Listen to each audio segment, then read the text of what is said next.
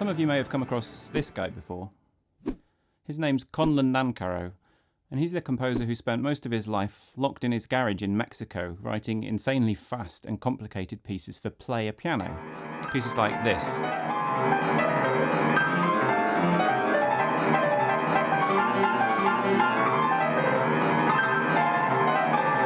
Nancarrow spent months on end painstakingly measuring and then punching holes in the piano roll used in player pianos. But the pieces did in fact start their lives as scores. I was going to say traditional scores, but if you flick through them, you soon find weird and impossible things like 24/8 in one hand and 36/8 in the other, or a triple canon in the ratio 14:15:16, or whatever the heck this is. Now, Nancarrow was able to mess around with this kind of crazy stuff because the machine didn't mind playing it. It certainly involved a ridiculous amount of work, but once the piano roll had actually been punched, it could be played precisely and accurately. I do find player pianos fascinating, although I'm not sure I've got space for one in here.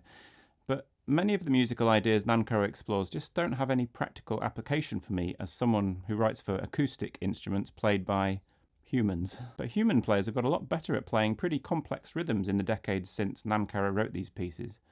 And I think within them there's a whole treasure trove of really interesting new rhythmic ideas, at least some of which now could potentially be explored in music written for the concert hall for humans. So I thought we'd have a look at a couple of those today. I'm going to start with study number 6, which has a repeating but very odd bass line throughout. It's kind of a ground bass, which is a term that comes from Baroque music where a bass line repeats round and round while the top parts vary above it. But although Nancarrow's bass line does repeat, there's something about it distinctly wonky. The repetition's never quite the same. Have a listen and see if you have any idea how it could be constructed. I'm going to play it from a version that I typed in on my computer.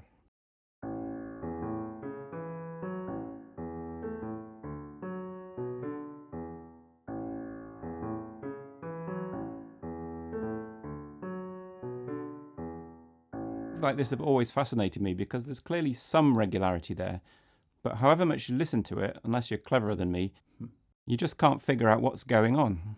Let's have a look at the score. You can see that we have two staves, the top one in 4/8 and the bottom one in 5/8. So in each bar there are 4 eighth notes in the upper stave against 5 in the lower stave. Instead of having a traditional polyrhythm where we would hear these two rhythms overlapping at the same time, what Nancarrow does is construct a single line that weaves back and two between the two staves, giving that distinctly wonky sound. The bass line itself has 15 notes which do repeat unchanged throughout. If they were written in the standard quarter and eighth notes, it might sound like this. But Nancarrow's ingenious idea was to jump back and two between these two very different time signatures, and he jumps on a separate cycle of 4 notes, so 4 notes on one stave and then 4 notes on the other. The mathematicians amongst you will have spotted that 4 doesn't go very easily into 15, so the rhythmic pattern is constantly shifting as the cycle progresses. One thing that does remain constant, however, is the approximate lengths of the notes. So the initial A is always 3 of whichever kind of eighth note is playing, for example. The staccatos and rests also always fall in the same place.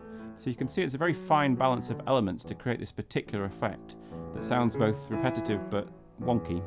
Nancarrow goes on to add a further layer above this, which is not 5 or 4, but 3 eighth notes within the bar, making an added layer of polyrhythm.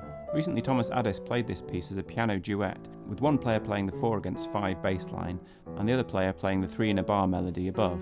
I think it's pretty convincing proof that this kind of idea can work with human players as opposed to mechanical ones.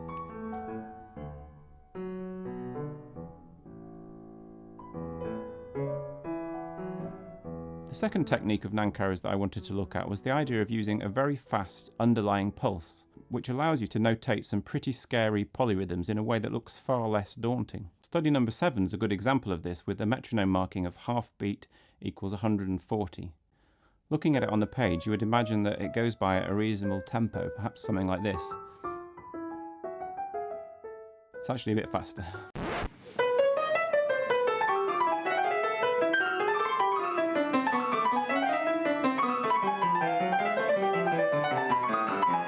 In a way, using a fast underlying pulse isn't a new idea. For example, here's a scherzo from Beethoven's Third Symphony, which has an impressive metronome mark of dotted half note equals 116, which makes the quarter note 348. That's actually faster than Nancarrow's.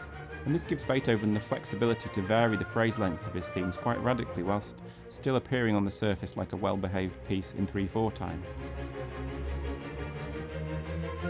So here's another human arrangement of Study No. 7 for mixed ensemble this time.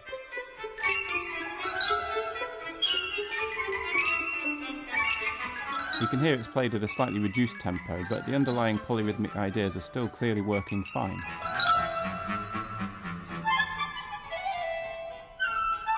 One of the most ingenious ways I've found of making such polyrhythms over a fast underlying pulse playable can be seen in the third of Ligeti's piano studies, which in this recording has an underlying tempo of roughly quarter note equals 300.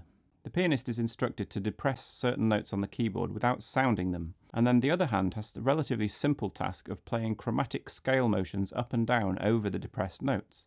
So the depressed notes don't sound, but instead a juddering dance rhythm emerges in the gaps. It's not only a really creative idea, it's also a lot of fun to listen to.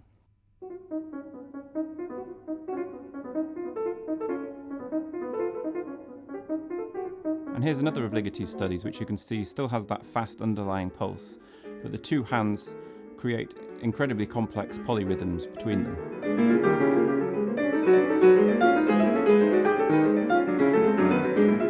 Thank you so much for watching. I do enjoy finding these kind of unusual rhythmic ideas. If you've got any that you've come across, do let me know in the comments. And please do like, subscribe and share with your friends. See you next time.